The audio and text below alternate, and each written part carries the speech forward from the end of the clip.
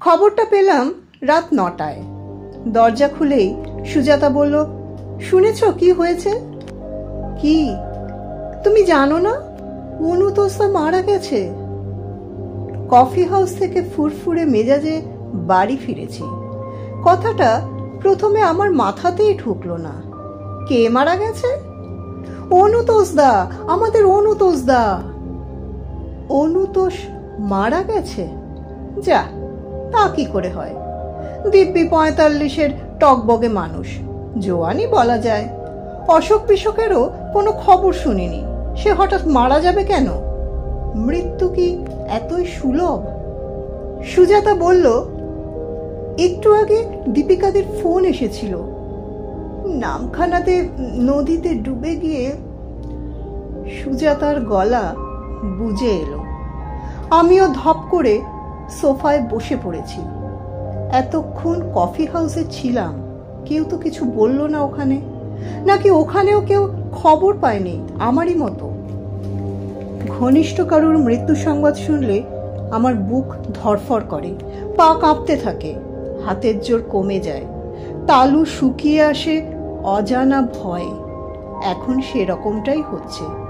তার মানে অনুতোষ আমার ঘনিষ্ঠজন ছিল। 2-1 মিনিট রুদ্ধ বাক আমি কোনো ক্রমে প্রশ্ন করলাম, কবে, কখন? সুজাতা পাশে এসে আমার কাঁধে হাত রাখল। তারও স্বর কাঁপছে। আহাজি সকালবেলা বকখালি যাবে বলে হাতানিয়া দোয়ানিয়া পার হচ্ছিল। হঠাৎ নৌকা থেকে পড়ে। কিভাবে পড়ল? ওখানে তো নৌকো ফোকো উল্টোয় না, এতটুকু সরু নদী। আমিও তো সে কথাই ভাবছি। একটা জলজান্ত মানুষ হঠাৎ কেন জলে পড়ে যাবে? আত্মহত্যা করলো না অ্যাক্সিডেন্ট? সঙ্গে কে ছিল? আমি অত ডিটেল জিজ্ঞাসা করতে পারিনি। তুমি দীপিকা দিকে একটা ফোন করো না। দীপিকা ফোনে আমার কথা কিছু বলল না তো? কি বলবে? আমার কালকের প্রাইজ পাওয়া নিয়ে কিছু বলেই কোঁত করে গিলে ফেলেছি কথাটা। এ কথা কেন মুখ থেকে বেরিয়ে এলো এমন অসময়? বিভাবতী স্মৃতি পুরস্কার কমিটি এবছরের শ্রেষ্ঠ গল্পকার হিসেবে আমার নাম ঘোষণা করেছে গত সোমবার। তারপর থেকে অজস্র অভিনন্দন পেয়ে চলেছি, ঘরে বাইরে, রাস্তায়, অফিসে, বাড়িতেও মাঝে মাঝেই ফোন বেজে উঠছে। এই তো আজই কফি হাউসে ছোটখাটো একটা সংবর্ধনা পেলাম তরুণতর প্রজন্মের লেখকদের কাছ থেকে। সমসাময়িক লেখকরা ঈর্ষা গোপন করে আমার প্রশংসা করছে, কষ্ট লুকিয়ে বন্ধু বান্ধবরাও। সুবীর, বিমান, নির্মল, দীপাঞ্জন। ব্যতিক্রম শুধু দুজন, অনুতোষ আর দীপিকা। মৃত মানুষের ওপর অভিমান সাজে না, কিন্তু দীপিকা একটু দেরিতে লেখা শুরু করেছে। এখন মাঝে মাঝেই নানান পত্রপত্রিকায় তার গল্প উপন্যাস বেরোয়। আমার মতো না হলেও লেখার জগতে নামও হয়েছে অল্প স্বল্প, যদিও লেখা খুব একটা আহামরি নয়। মেয়েদের মধ্যে মোটামুটি, কানাদের মাঝে ঝাপসা। তাছাড়া মেয়ে হওয়ার আলাদা সুবিধাটাও তো আছে। ভ্রুকুটির ধনুর্বাণ আছে, চপল হাসির পাশুপত অস্ত্র আছে। একটু আহ্লাদি স্বরে কথা বললে গল্প না ছেপে উপায় আছে সম্পাদকদের। আরে বাবা, এটা তো অবধারিত সত্য। মেয়েদের মধ্যে কোনো গভীর ভাবাবোধ নেই, দৃষ্টিভঙ্গিও সংসারের পানা ডোবার বাইরে বেরোয় না। মহৎ সাহিত্য সৃষ্টি কি মেয়েদের দিয়ে হয়? তবু ওই এলেবেলেরও কি ডাঁট, অহংকারে মাটিতে পা পড়ে না। এই সব আকাশ পাতাল দ্বিধায় ইতস্তত আমি। সুজাতা আবার বলল, কি হলো, ফোন করো। কি হবে ফোন করে? দীপিকা কি অনুতোষের সঙ্গে ছিল? অনুতোষকে সচক্ষে জলে পড়ে যেতে দেখেছে? আমার কথার ভঙ্গিতে সামান্য রুক্ষতা ছিল। সুজাতা ম্লান মুখে বলল, দীপিকা দি খবরটা দিয়ে তোমাকেই খুঁজছিল। দেখো না, যদি আরো ডিটেলসে জানা যায়। ডিটেলস আবার কি? মৃত্যুর আবার ডিটেলস হয় নাকি? সুজাতা হাঁ করে আমার দিকে তাকিয়ে আছে। আধুনিক ব্যস্তময় জীবনে মানুষের এক একটি দিন গতানুগতিক একই 24 ঘন্টার মোড়কে জড়ানো থাকলেও সত্যি কি আধুনিক মানবের সময়ের এতই কি আজ আকাল যে সুন্দর গড়ে ওঠা সম্পর্কগুলো বাষ্পের মতো শূন্যে মিলিয়ে যায় অহংকার, দম্ভ আর র্যাট রেসের উন্মাদনায়, নাকি আর কিছু? গল্পকথন কালবৈশাখীর গল্পের আসরে আজ আপনাদের শোনাচ্ছি সাহিত্যিক সুচিত্রা ভট্টাচার্যের লেখা গল্প আমার এখন সময় নেই। বন্ধুরা, জীবনের এমন গুরুতর সংকটের উত্তর খুঁজতে আজ এই অমর সৃষ্টি গল্পটি অবশ্যই শেষ পর্যন্ত শুনবেন ও কমেন্ট করে আপনাদের মূল্যবান মতামত জানাতে ভুলবেন না। শুনতে থাকুন গল্প আমার এখন সময় নেই। আমার গলায় এতক্ষণে একটা কষ্ট চাক বাঁধছিল, পুটপুট করে পিন ফুটছিল শরীরে। বেশ খানিকক্ষণ পরে ঢোক গিলে বললাম, আমার ভাল লাগছে না সুজাতা। একটা লোক সকালেও বেঁচে ছিল, আরো কতকাল বেঁচে থাকার কথা, অথচ এখন বেঁচে নেই। আমি কিছু ভাবতে পারছি না। পাশের ঘর থেকে টুকাইয়ের গলা ভেসে আসছে। চেঁচিয়ে চেঁচিয়ে ইতিহাস মুখস্থ করছে টুকাই। ইউরোপের ইতিহাস, ক্রুসেড, শার্লমেন, সিংহহৃদয় রিচার্ড। জোরে না পড়লে কোনো কিছুই টুকাইয়ের মাথায় ঢোকে না। আজ টুকাইয়ের ভাঙা স্বর বড় কানে বাজছে। সুজাতাকে বললাম, টুকাইকে একটু আস্তে পড়তে বলতে পারো না? আজকাল ওইভাবে গাঁক গাঁক করে পড়ে কেউ? সুজাতা এখনো দেখছে আমাকে। তুমি তাহলে ফোন করবে না? তোমার একটুও জানতে ইচ্ছা করছে না অনুতোষদার কথা? করছে, ভীষণভাবে করছে, কিন্তু দীপিকাকে আমি ফোন করব না। গত 7 দিনে সে আমাকে একটি বারও অভিনন্দন জানানোর সৌজন্য দেখায়নি। আমি কেন তাকে ফোন করতে যাব? জানলার পাশে গিয়ে সিগারেট ধরালাম। ওপারে পুষ্পহীন কৃষ্ণচূড়া গাছ ধোঁয়াশা মেখে দাঁড়িয়ে একা আমাকে দেখছে। সুজাতা নিচু স্বরে বলল, শুনেছি 7 পা একসঙ্গে হাঁটলে নাকি বন্ধুত্ব হয়। তুমি অনুতোষদার সঙ্গে 20 বছর ধরে একসঙ্গে হাঁটছিলে। সারা জীবন একসঙ্গে হেঁটেও কি সত্যিকারের বন্ধু পাওয়া যায়? মানুষ তো আজীবন একাই। তাছাড়া সৃষ্টিশীল শিল্পীদের বন্ধু থাকেও না, থাকে বড়জোর জোট অথবা শুভার্থী। সময়ের সঙ্গে তাল রাখতে গিয়ে তাদেরও নাম, গন্ধ, বর্ণ বদলে যায় বারবার, প্রয়োজন অনুসারে, স্বার্থের তাগিদে। সেই সুবাদে অনুতোষ কবে দূরের মানুষ। তবু আজ একটা খবর নেওয়া উচিত। বিমানকে ফোন করলে কেমন হয়? আমাদের মধ্যে বিমানের সঙ্গে যা শেষ পর্যন্ত যোগাযোগ ছিল অনুতোষের। বিমান নয়, বিমানের বউ ফোন ধরেছে। উত্তেজিত গলায় বলল, ইস কি হয়ে গেল বলুন তো? ও তো ভীষণ ভেঙে পড়েছে। একটু আগে অনুতোষদার বাড়ি থেকে ফিরল, ফিরেই ঘর অন্ধকার করে শুয়ে আছে। ডাকবো? ডাকো। বিমানের গলা ধরা ধরা। তুই কার কাছ থেকে খবর পেলি? দীপিকা ফোন করেছিল এখানে। ব্যাপারটা ঠিক কি হয়েছিল বলো তো? কি আর হবে, নিয়তি। নৌকো থেকে পড়লোটা কি করে? নেশা টেশা করেছিল নাকি? না, সেরকম তো কিছু শুনলাম না। কেউ বলছে নৌকার ধারে বসেছিল, হঠাৎ উঠে দাঁড়াতে গিয়ে পা স্লিপ করে। কেউ বলছে ইচ্ছে করে। কিছুদিন ধরে খুব ডিপ্রেশনেও ভুগছিল তো। সঙ্গে কেউ ছিল না? ইদানিং শুভেন্দু বলে কে এক নতুন বন্ধু হয়েছে শুনেছিলাম। না না, সেও ওর সঙ্গে বেরোতো না। ও একাই ছিল, একা একাই হুটহাট বেরিয়ে যেত। কে ওর বোহেমিয়ানিজমের সঙ্গে পাল্লা দেবে বলো? একটু সময় নিয়ে বললাম, বাড়ির অবস্থা কি দেখলি? রিমা একেবারে পাথর হয়ে গেছে। ছেলেটা প্রাণপণে স্টেডি থাকার চেষ্টা করছে, কিন্তু কি করে পারবে বল? মাত্র তো 17 বছর বয়স। আমাদের সঙ্গে কথা বলতে গিয়ে চোখের জল আর সামলাতে পারে না। অনুতোষকে নিয়ে এসেছে? না, বড়শালা আনতে গেছে। ওখানকার হসপিটালে ফোন করা হয়েছিল।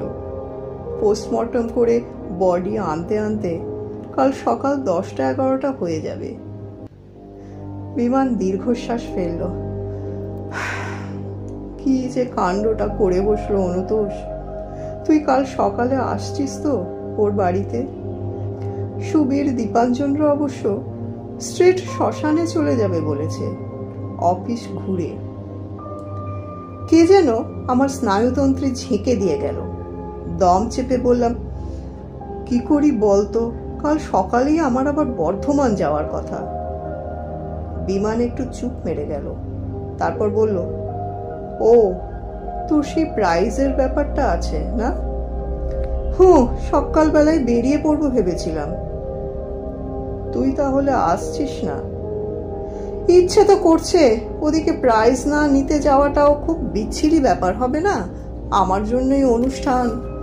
দেখি যদি সময় পাই সকালে একবার ঘুরে যাব। ফোন ছেড়ে দিয়ে মনে মনে বললাম, কি করে যাব আমি? আমার এখন সময় নেই। খাওয়া দাওয়া সেরে খাতা কলম নিয়ে বসেছি আমি। কালকের সভার জন্য একটা সুন্দর ভাষণ তৈরি করতে হবে। একরাশ লোকের সামনে দাঁড়িয়ে কি লিখি, কেন লিখি, কিভাবে লিখি, এসব বিশ্লেষণ করা কি মুখের কথা? আগে থেকে খসড়া করে নিলে অনেক সুবিধা হয়, ঘাবড়ে গিয়ে গুলিয়ে যাওয়ার ভয় থাকে না। তার উপর কাল ওখানে দুজন মন্ত্রী আসবেন, ভারতীয় সাহিত্য পরিষদের 2-1 প্রতিনিধিও থাকবেন। তাদের সামনে বক্তৃতা দিতে উঠবো আমি। প্রস্তুত হয়ে যাওয়াটাই তো ভালো। বহুক্ষণ ঘষেও খুব বেশি এগোনো গেল না। শুরুটা কিছুতেই মনোপুত হচ্ছে না। 1-2 লাইন কলমের ডগায় এসেও পিছলে বেরিয়ে যাচ্ছে কাগজ থেকে। প্রথম ছাপানো কবিতাটা দিয়ে শুরু করব। পাথরে কোঁদা বুক, দাও হে কুঠারে শান। সে নয় শুরুটা হলো। তারপর সুজাতা মশারি টাঙিয়ে শুয়ে পড়েছে। পাশপালিশ সরিয়ে রেখে হঠাৎই উঠে বসলো বিছানায়। ফ্যাসফ্যাসে গলায় বলল, অনুতোষদা তোমায় খুব ভালোবাসতো।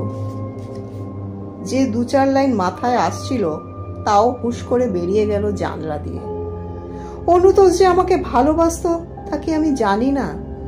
আমার চেয়ে সে কথা আর কে বেশি জানে? জল পত্রিকায় প্রথম আমার একটা গল্প পড়েছিল অনুতোষ, কয়লাখনির গল্প। তখন আমি সদ্য আসানসোল থেকে কলকাতায় বদলি হয়ে এসেছি। ওখানকার কুলি কামিনরা তখনও আমার রক্তে মিশে আছে। গল্পটা মূলত ছিল তাদের নিয়ে। গল্পটা পড়ে মুগ্ধ অনুতোষ পত্রিকা অফিস থেকে আমার ঠিকানা জোগাড় করে ফেললো। খুঁজে 7 সকালে আমার বাড়ি এসে উপস্থিত, বেহালা থেকে চেতলায়। আলাপের 8 ঘন্টার মধ্যে আপনি থেকে তুমি, 2 ঘন্টার ভেতর তুই। অনুতোষ তখন নিজেও একটা কাগজ বার করেছে, শুভম, খুবই ছোট পত্রিকা। বহুদিন ধরে পত্রিকাটা চালিয়েছিল অনুতোষ, শুধুই গল্পের পত্রিকা। আমাকে সেখানে একটা বড় গল্প লিখতে বলল পুজো সংখ্যার জন্য। আমার তখন কলমের হাল সদ্য দাঁত ওঠা শিশুর মতো অবিরাম শুলোচ্ছে। বুকের ভেতর যত কথা জমে আছে সবই তখন অক্ষরের স্রোত হয়ে ধেয়ে আসতে চায়। স্মৃতি থেকে স্বপ্ন, বেদনা থেকে আসক্তি, জন্ম মুহূর্ত থেকে 25 বছর বয়স, সব মন প্রাণ ঢেলে অনুতোষের কাগজে গল্প লিখেছিলাম, একটি নৈঃশব্দের অপমৃত্যু। গল্পটা লিখে নাম হয়েছিল কিনা জানি না, তবে তুফান যে একটা উঠেছিল তাতে কোনো সন্দেহ নেই।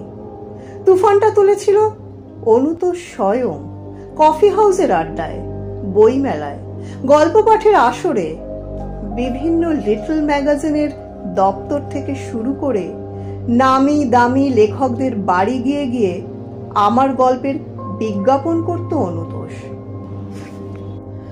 কলেজ স্ট্রিট পাড়ায় একটা ছেলে আমার লেখার সমালোচনা করেছিল বলে তার নাকে ঘুষি মেরে হৈ হৈ ফেলে দিয়েছিল চারিদিকে। অথচ অনুতোষ তখন নিজেও লিখছে, একটা গল্পের কালেকশন বার হয়েছে, 2টো উপন্যাস। উদীয়মান তরুণ সাহিত্যিকদের মধ্যে সেও তখন প্রথম সারিতে। নিজের খ্যাতির জন্য না ভেবে অন্যের স্তুতির জন্য ব্যস্ত হয়ে পড়তে একমাত্র অনুতোষই পারত। কেউ একটু ভালো লিখলেই তার জন্য পাগল হয়ে ওঠা ছিল অনুতোষের স্বভাব। সেই অনুতোষ আজ ডুবে গেছে হাতানিয়া দোয়ানিয়ায়। যে নেই সে নেই, এই বিশ্ব ব্রহ্মাণ্ডে কোথাও নেই। আমি আছি, আমি থাকবো, আমাকে কাল যেতেই হবে বর্ধমানে। সুজাতার দিকে ফিরে তাকালাম। শোনো, আমি কিন্তু কাল 7টার মধ্যে বেরিয়ে যাব। অনুতোষদের বাড়ি যাবে? আমিও যাব। এই সময় আমাদেরই তো রিমার পাশে গিয়ে দাঁড়ানো উচিত। বিরস মুখে বললাম, আমি যাচ্ছি না, আমার বর্ধমান যাওয়া আছে, পারলে তুমি ঘুরে এসো। তুমি অত সকালে বর্ধমান গিয়ে কি করবে? 10টার সময় ওদের লোক আমার জন্য স্টেশনে ওয়েট করবে। অনুষ্ঠান তো তোমার 2টোয়, কাল সকালে একবার ঘুরে যেতে অসুবিধা কি? বলছি না সকলে অপেক্ষা করবে, আমাকে নিয়ে ব্যাপার। আমি যদি টাইমলি না পৌঁছই, তুমি তাহলে কাল অনুতোষদার ওখানে যাবেই না? পরে যাব। পরে কেন? একবার শেষ দেখাও করবে না? এ তো মহা গেরো হলো।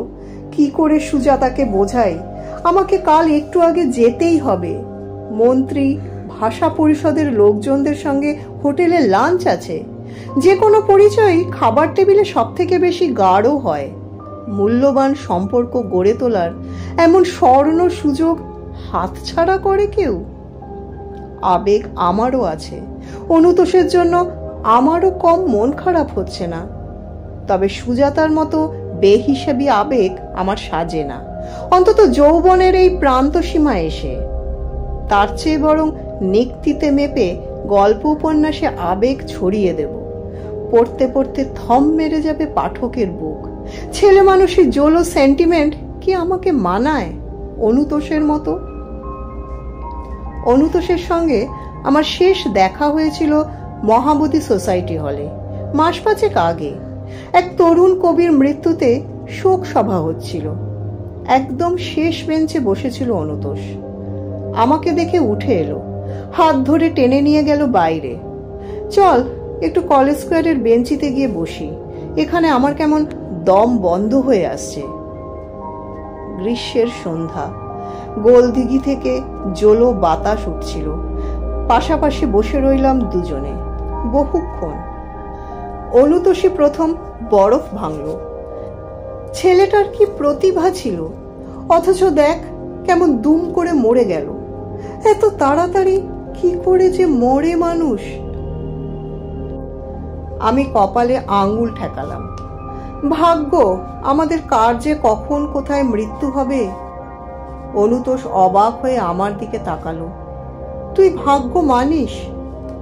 এমনিতে মানি না, আমি হেসে বললাম।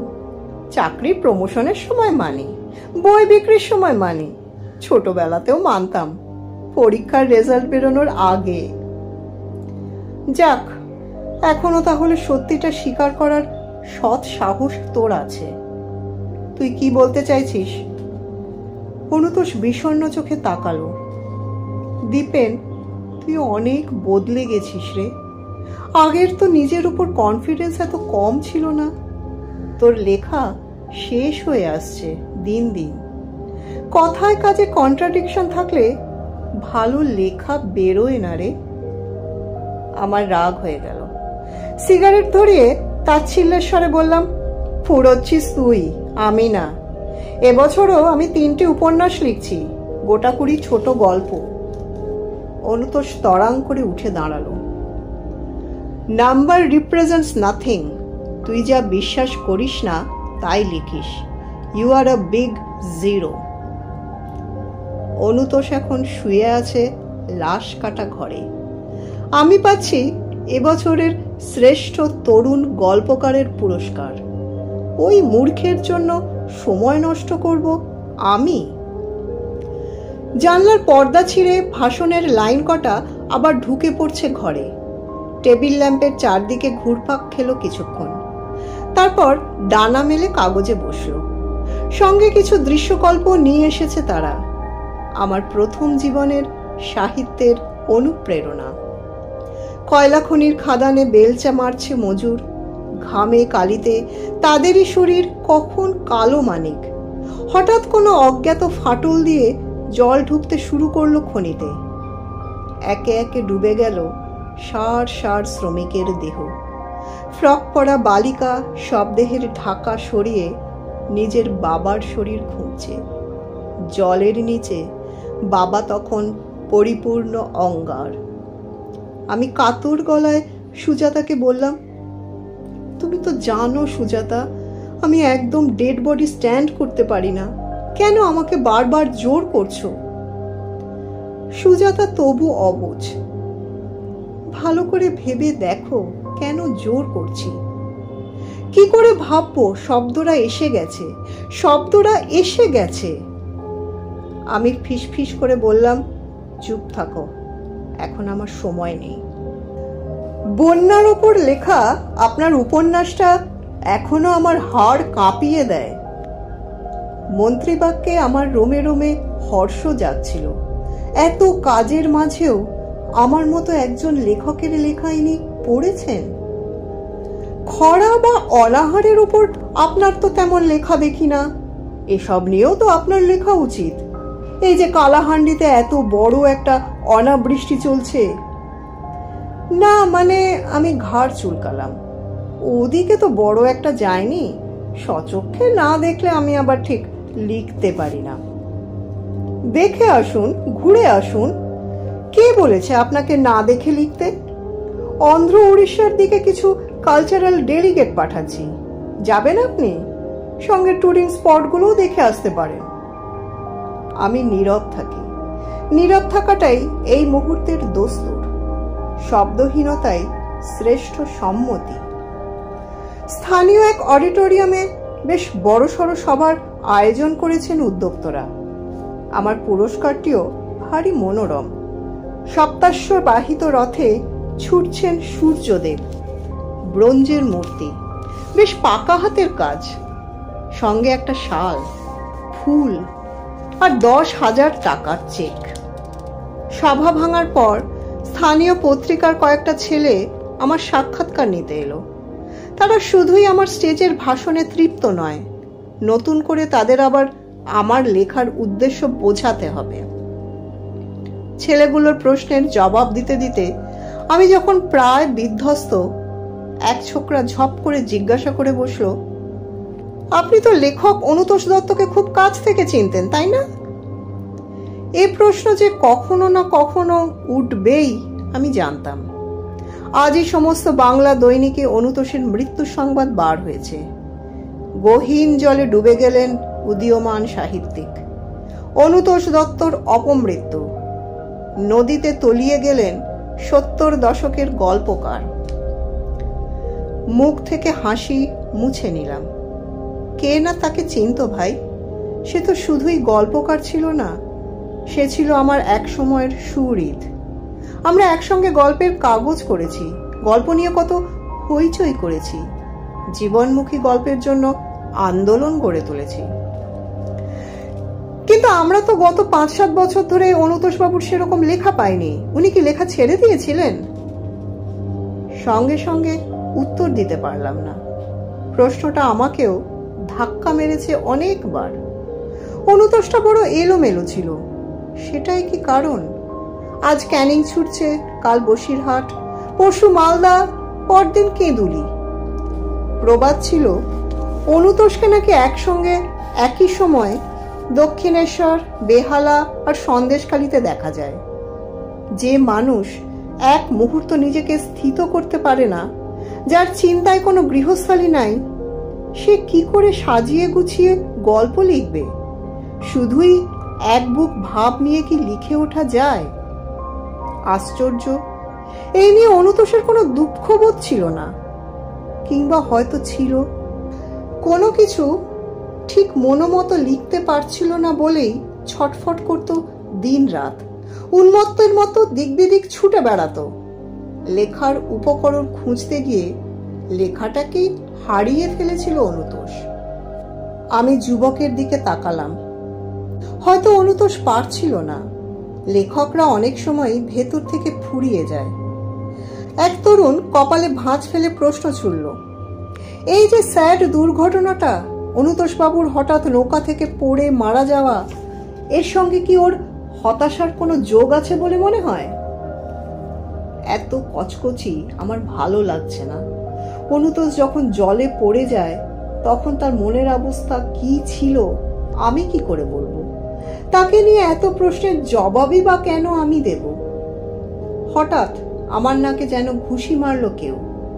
আমি অনুতোষকে নিয়ে ভাববো না ঠিকই, কিন্তু অনুতোষ আমার জন্য ভাবতো এক সময়, আমাদের অনেকের জন্যই ভাবতো। এই যে দীপিকা আজ দীপিকা হয়েছে, তার মূলেও তো অনুতোষ। কারণ ছাড়াই কি নাচানাচিটাই না করতো দীপিকার লেখা নিয়ে।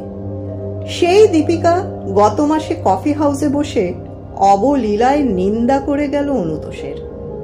অনুতোষ আর আগের মতো বন্ধু বৎসল নেই। অনুতোষ অন্য সকলের লেখা নিয়ে এখন ভীষণ জেলাস। অনুতোষ এখন যাচ্ছে তাই। আর একটা ঘুষি পড়ল নাকে। শুধু দীপিকা কেন, যার লেখা যখন ভালো লেগেছে তার জন্য জীবনপাত করেনি অনুতোষ?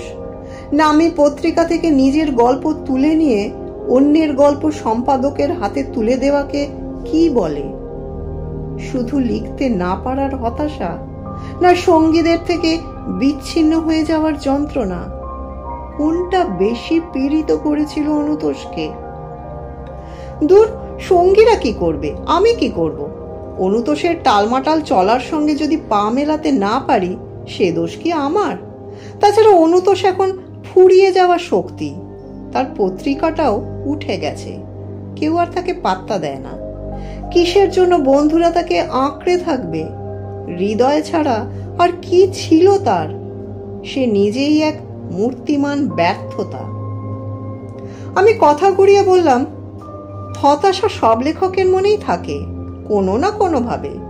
হেমিংওয়ে তো লিখতে না পারার দুঃখে রিভলভার দিয়ে সুইসাইড করেছিলেন। 5টা বেজে গেছে।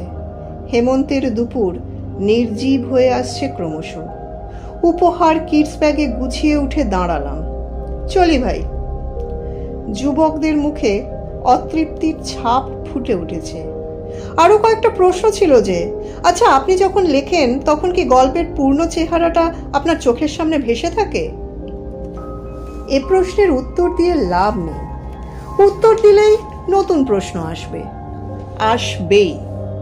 এই বয়সে শুধুই প্রশ্ন জমা হতে থাকে বুকে, সার বর্ষা ঋতুর আগে পিঁপড়েদের মতো। সামনের ছেলেটির কাঁধ চাপড়ে দিলাম। আবার আসবো আমি, তখন যত খুশি প্রশ্ন করো, এখন আমার একদম সময় নেই।